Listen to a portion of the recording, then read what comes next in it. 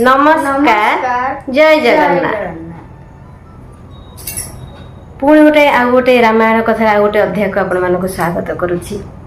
पूर्व अध्याय तो आम शुणी जे महर्षि वाल्मीकि विजय रत्नाकर किपरि महर्षि वाल्मीकि हेले। घरे जति रामायण पाठ करेंगे कि रामायण श्रवण भी करेंगे घर अनेक अशांति दूर हो जाए। आपण मैंने परीक्षा कर देखुन जदि आपण मान घरे अनेक दिन धरिकी अशांति लगी रोचे परिवार में कलह लगी रोचे जदि रामायण पाठ आरंभ करेंगे ना देखिए आस्ते आस्ते आपण जीवन में शांति फेरी आसो आपण घर कलह दूर हो। तो चलते शुणा प्रभुंर पवित्र राम कथार आउ गोटे सुंदर कहानीटे। तो आमे समस्ते तो जानिले जे महर्षि वाल्मीकि रामायण लिखि। तो रामायण लिखा महर्षि वाल्मीकि को किए कही कहार निर्देश रे महर्षि वाल्मीकि रामायण लेखा आरंभ करते जानवा आज आ गोटे कहानी। तो चलते जानवा आज्ञा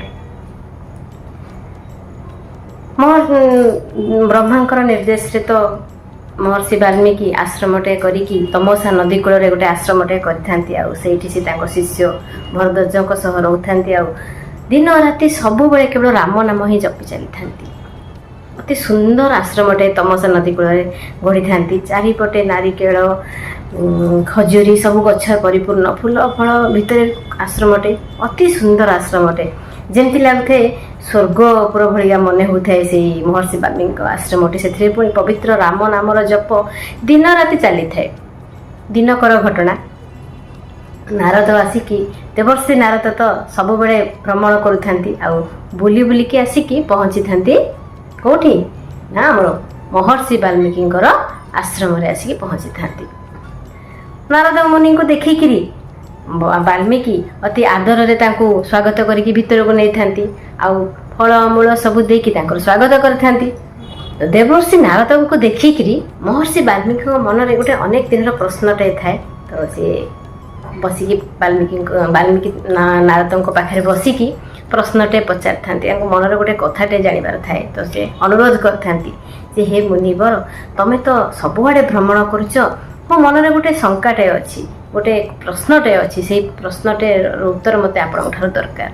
तो नारद से कही पचार तो महर्षि वाल्मीकि पचार था जे ये दुनिया रे एमती किए अच्छी एमती को जड़े लोक अच्छी जी कि सर्वगुण रे परिपूर्ण जहाँ मन में गर्व अहंकार नहीं जे देखा कोटी काम जिना जहाँ को नयन अति सुंदर आउ जहाँ को देखिले शत्रु माने भय करती जे समस्त मन में बास कर जे क्रोध को काम को सबू को दमन करमती किए अच्छा जहाँ को कि समस्ते भल पाती जी कि समस्त मन में बसी एमती कई जड़े मनीष अच्छा दुनिया रे जहाँ को एमती कहीं नहांती जे भल पाती नहीं समस्ते भल पाती जे वेदज्ञ ज्ञान रे परिपूर्ण पुणी रूप रे भी परिपूर्ण रूप गुण ज्ञान सबुथे परिपूर्ण जे बलशाली गुणवंत वीर्यवंत धैर्यवंत एमती कौ पुरुष अच्छी संसार रे जहाँ जी कौन सी जिनस तुम बारी पार एमती किए जन अच्छा।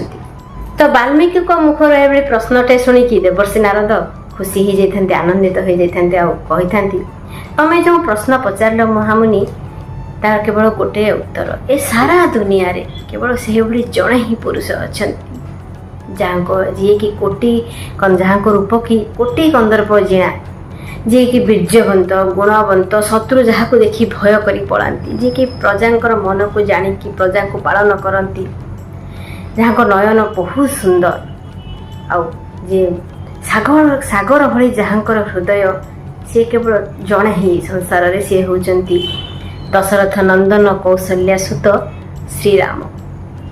तो एक कथा कही था श्रीराम को विषय संपूर्ण राम को विषय रामकर जन्म किपरि होता राम किपरि वनवास जाते किपरि सीता को विवाह करते किपरि रावण को मारते संपूर्ण रामायण कहानीटी नारद मुनि कही था महर्षि वाल्मीकि राम विषय संपूर्ण कहानी शुणे सारिकी संपूर्ण कथा कही सारिकी नारद मुनि विदाय नहीं जाती। नारद मुनि जीवार किछि समय पर सेठू वाल्मीकि आउ शिष्य भरद्वाज सहित बाहरी था तमसा नदी टिके स्नान करने। ତ ଯାଇକି ନଦୀ କୂଳରେ ପହଞ୍ଚିଥାନ୍ତି। ନଦୀର ଜଳ ଅତି ସୁନ୍ଦର ଅତି ପରିଷ୍କାର ହୋଇଥାଏ ଆଉ ସେଇ ବନର ଶୋଭା ବି ଅତି ସୁନ୍ଦର ହୋଇଥାଏ। ତ ସେ ପାଣିକି ଦେଖିକି ବାଲ୍ମୀକିଙ୍କର ଗାଧୋଇବାକୁ ମନ ହୋଇଥାଏ, ସ୍ନାନ କରିବାର ମନ ହୋଇଥାଏ। ତ ସେ ଭରଦ୍ୱାଜଙ୍କୁ କହିଥାନ୍ତି ଯେ ମୁଁ ଏଠି ଆଜି ସ୍ନାନ କରିବି। ତ ସ୍ନାନ ସାରିଥାନ୍ତି, ସ୍ନାନ କରି ସାରିକିରି ବକଳ ପିନ୍ଧିଥାନ୍ତି, କାହିଁକିନା ମୁନି ଋଷିମାନେ ତ ବକଳ ପିନ୍ଧନ୍ତି। ତ ବକଳ ପରିଧାନ କରିଥାନ୍ତି, ପରିଧାନ କରିକିରି ଚାଲି ଚାଲିକି ଆସୁଥାନ୍ତି, ବନର ଶୋଭାକୁ ଦେଖିକିରି ଆସୁଥାନ୍ତି। ଠିକ୍ ସେଇ ସମୟରେ ଦେଖିଲେ ଗୋଟେ ଗଛ ଉପରେ ଦିଟା କ୍ରୌଞ୍ଚ ପକ୍ଷୀ କ'ଣ କରିଥାନ୍ତି ବସିଥାନ୍ତି ହେଲା। ବସିକି ତାଙ୍କ ଭିତରେ ଚାଲିଥାଏ ଖେଳ ଚାଲିଥାଏ।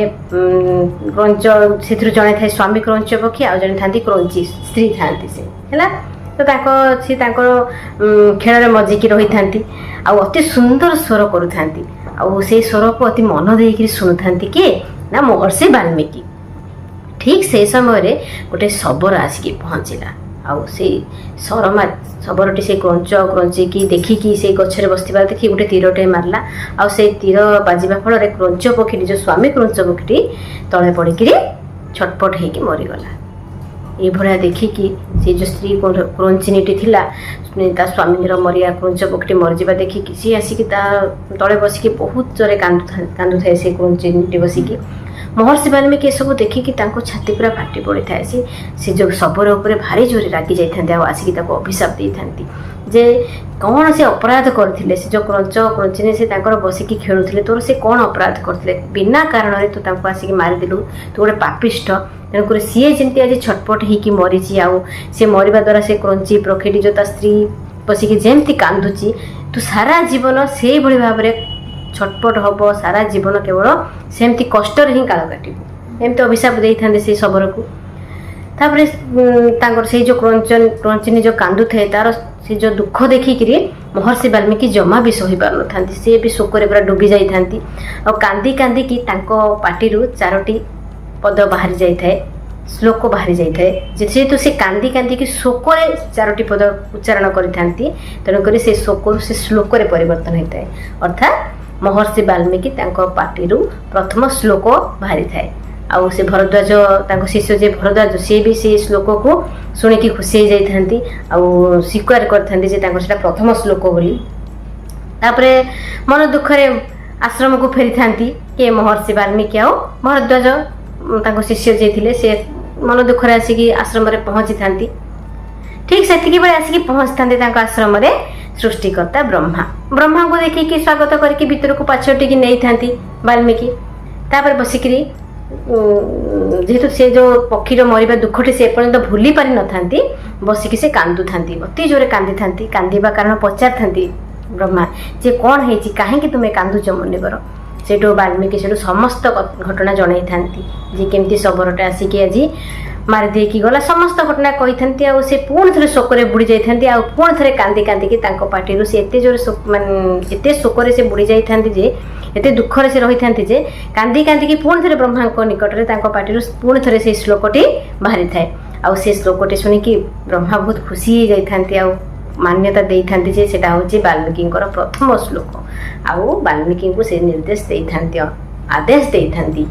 ଯେହେତୁ ନାରଦଙ୍କ ମୁଖରୁ ସେ ପୂର୍ବରୁ ଶୁଣିଛନ୍ତି, ଶ୍ରୀରାମଙ୍କ ବିଷୟରେ ଶୁଣିଛନ୍ତି, ନାରଦ ଆସିକି ସବୁ ତାଙ୍କୁ କହିକି ଯାଇଛନ୍ତି ରାମଙ୍କ ବିଷୟରେ, ତ ସେ ନିର୍ଦ୍ଦେଶ ଦେଇଥାନ୍ତି ମହର୍ଷି ବାଲ୍ମୀକିଙ୍କୁ ଯେ ଏଇ ଶ୍ଲୋକ ଛନ୍ଦରେ ରାମାୟଣ ଲେଖିବା ପାଇଁ କ'ଣ କରିଥାନ୍ତି ମହର୍ଷି ବାଲ୍ମୀକିଙ୍କୁ ବ୍ରହ୍ମା ନିର୍ଦ୍ଦେଶ ଦେଇଥାନ୍ତି ଆଉ କହିଥାନ୍ତି ଯେ ଯେଉଁଠି ତାଙ୍କର ମନେ ପଡ଼ିବନି ସେ ବ୍ରହ୍ମାଙ୍କୁ ଧ୍ୟାନ କଲେ ବ୍ରହ୍ମାଙ୍କ କୃପାରୁ ପୁଣି ଥରେ ତାଙ୍କର ସମସ୍ତ ଘଟଣା ସେ ଦେଖିପାରିବେ ତାଙ୍କ ମନୋଜ ନୟନରେ ଆଉ ଲେଖିବା ଆରମ୍ଭ କରିବେ।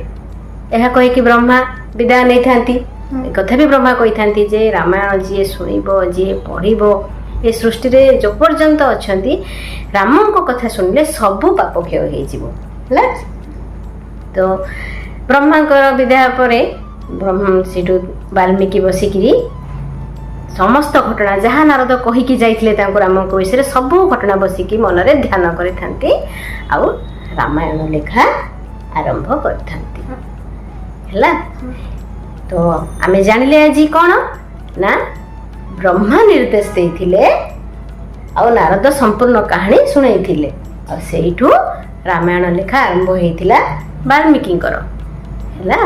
ତ ଏହିପରି ଭାବରେ ଆଜ୍ଞା ମହର୍ଷି ବାଲ୍ମୀକି ବ୍ରହ୍ମାଙ୍କର ନିର୍ଦ୍ଦେଶରେ ଆଉ ନାରଦଙ୍କ ଠାରୁ ରାମଙ୍କ କଥା ଶୁଣିକି ତାଙ୍କର ଲେଖନୀ ଚାଳନା ଆରମ୍ଭ କରିଥିଲେ ଆଉ ରାମାୟଣ କଥା ପବିତ୍ର ରାମଙ୍କର କଥା ଲେଖିବା ଆରମ୍ଭ କରିଥିଲେ। ତୋତେ କେମିତି ଲାଗିଲା ଆଜିର କାହାଣୀଟା? ବହୁତ ଭଲ ଲାଗିଲା। ତ ଆପଣମାନଙ୍କୁ କେମିତି ଲାଗିଲା ଆଜିର ଏଇ ରାମଙ୍କର କାହାଣୀଟି ନିଶ୍ଚୟ ମତାମତ ଦେଇକି ଜଣାଇବେ। ଭଲ ଲାଗିଥିଲେ ଲାଇକ୍ ଆଉ ସେୟାର କରିଦେବେ। ଯେଉଁମାନେ ମୋ ଚ୍ୟାନେଲରେ ନୂଆ ଅଛନ୍ତି ଚ୍ୟାନେଲଟିକୁ ସବସ୍କ୍ରାଇବ୍ କରିନେବେ। ଆଉ ଯେଉଁମାନେ ମୋତେ ଇନଷ୍ଟାରେ ଫଲୋ କରିବାକୁ ଚାହୁଁଛନ୍ତି ମୋ ଇନଷ୍ଟାଗ୍ରାମ ଆଇଡିଟି ହେଉଛି ଅନୁଭୂତି ଠାକୁର। ଆଜି ପାଇଁ ରହିଲୁ। ଜୟ ଜଗନ୍ନାଥ, ଜୟ ଶ୍ରୀରାମ, ଜୟ ବୀର ହନୁମାନ।